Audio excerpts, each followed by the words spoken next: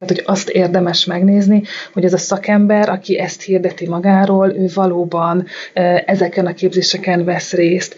És hogy ez azért nagyon fontos, mert a egyébként is a terápiás üléseken nagyon érzékeny témákat érintünk, de amikor kikapcsoljuk a tudatosságnak egy bizonyos szintjét, akkor még mélyebb lelki tartalmak, vagy erőteljesebb hatások, érzelmi hatások tudnak a felszínre kerülni.